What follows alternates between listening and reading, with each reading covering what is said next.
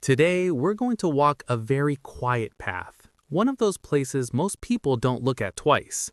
For years, these people were everywhere, on television, in the stories we followed night after night, in the homes of millions of families who never missed an episode. They were stars of soap operas, faces that once felt impossible to forget. But time slowly changed everything. Today, many of them rest in places where almost no one stops, where there are no cameras, no applause, no constant reminders of who they once were. Libertad Lamarque. At the cemetery of Cementerio de la Chacarita, there is a quiet corner where everything seems to pause for a moment. Among silent pathways and old mausoleums rests a woman who for decades was impossible to ignore, Libertad Lamarque. There was a time when her voice and presence filled screens and homes across all of Latin America.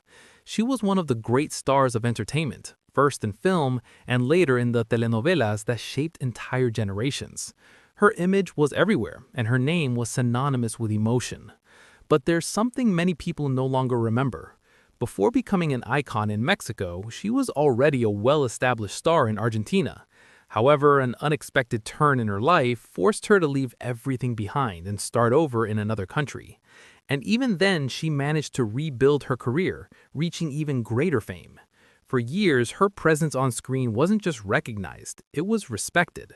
She represented a style of acting rooted in history, experience, and a deep connection with the audience. But over time, everything began to change. New generations arrived, new stories took over the screen, and the faces that were once essential slowly began to fade from collective memory.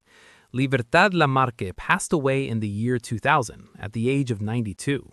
Today, her grave remains in that same cemetery in Buenos Aires. It is not completely forgotten, but it is no longer a place where people often stop. There are no crowds, no constant tributes that reflect the magnitude of who she once was. Only silence remains. And it's hard not to notice the contrast. A woman who was once the center of attention in millions of homes now rests in a place where almost no one pauses. From here, the journey continues toward another story that over time was also left behind. Rogelio Guerra. At the Panteón Francés de San Joaquim, there is a place where the noise of the city seems to fade away completely. Among orderly graves and quiet paths, among modest headstones and trees that barely move with the wind, rests a name that for years was synonymous with leading man charm and the constant presence on screen, Julio Alemán. There was a time when it was impossible not to see him. He appeared in dozens of films, series, and telenovelas, building a solid career that made him one of the most recognizable faces in Mexican entertainment. His image conveyed confidence, elegance, and the warmth that connected effortlessly with audiences. For years, he was the kind of actor who was always there.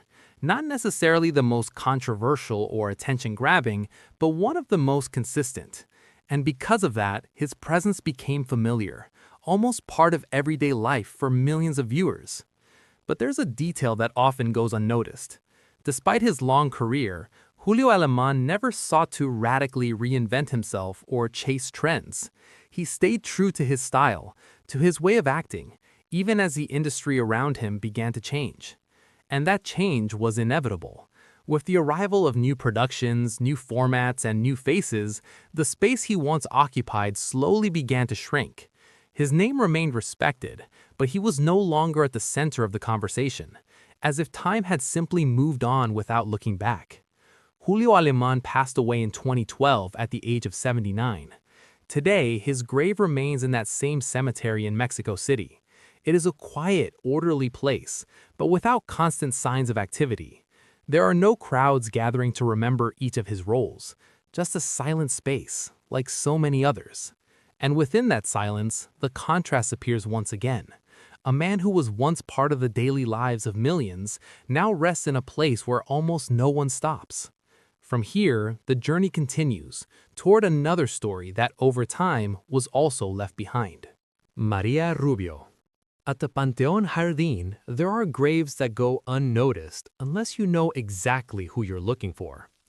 Along quiet paths and beneath soft shadows rests a woman who, for years, was impossible to ignore on television, Maria Rubio.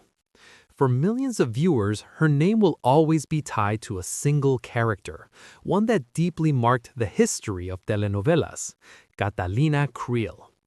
Her performance was so intense, so precise, that it transcended the screen and became etched in collective memory as one of the most iconic villains ever portrayed. But there's something rarely mentioned. Behind that dark, commanding character was an actress with a strong theater background, someone who built her career with discipline and deep respect for her craft. Maria Rubio did not depend on a single role, even if that role ultimately defined how audiences would remember her. For years, her presence on screen was a mark of quality. Every appearance carried weight, because viewers knew they weren't watching just any actress, they were watching someone who fully mastered her character. And yet, over time, even the strongest faces begin to fade. New productions brought new figures, new stories, and little by little, the image that once stood at the center began to move into the background. Her legacy remained, but it no longer held the same place in everyday conversation. Maria Rubio passed away in 2018 at the age of 83. Today, her grave remains in that same cemetery in Mexico City. It is a quiet place with no constant signs of activity. There are no lines remembering her scenes, no frequent tributes reflecting the breadth of her career.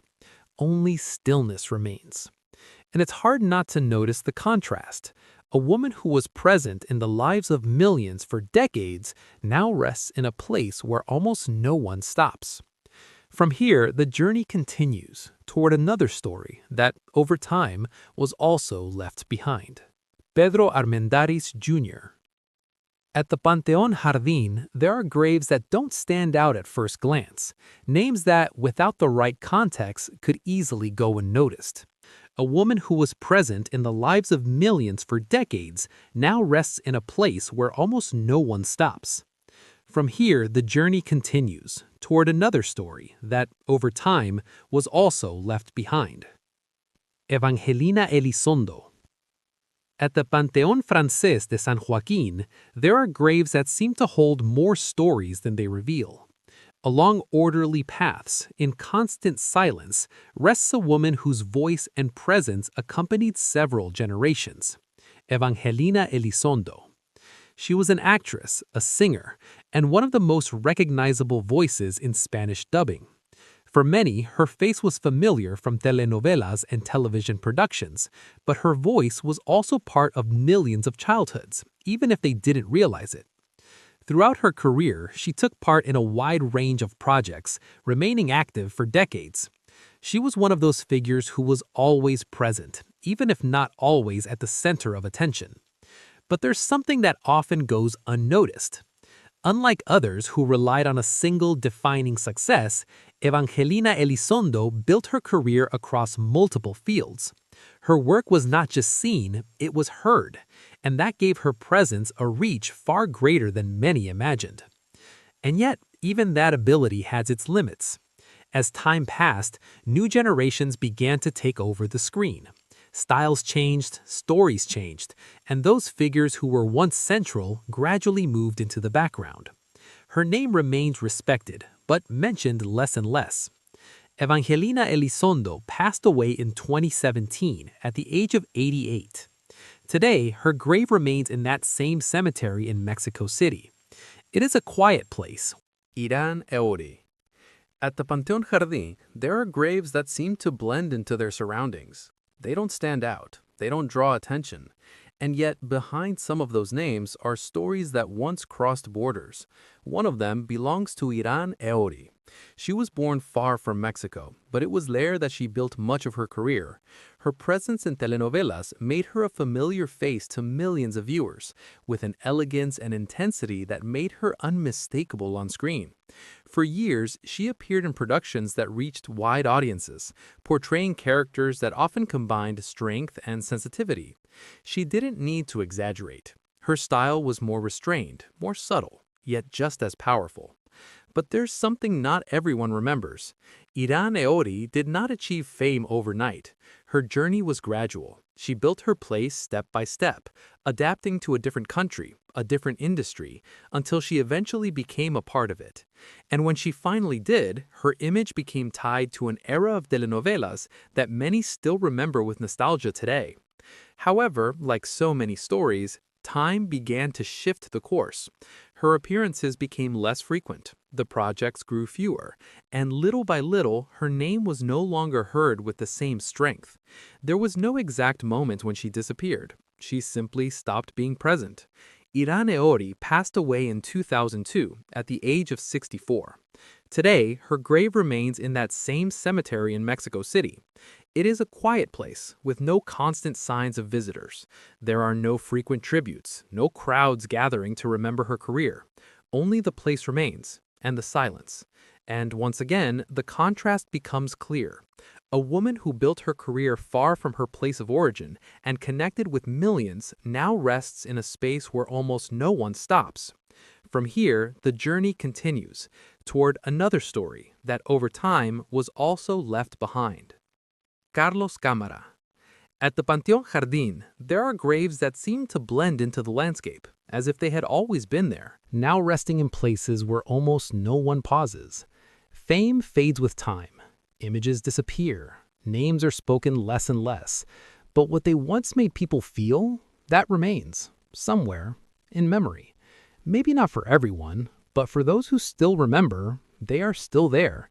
And in that memory, even if silent, they continue to exist.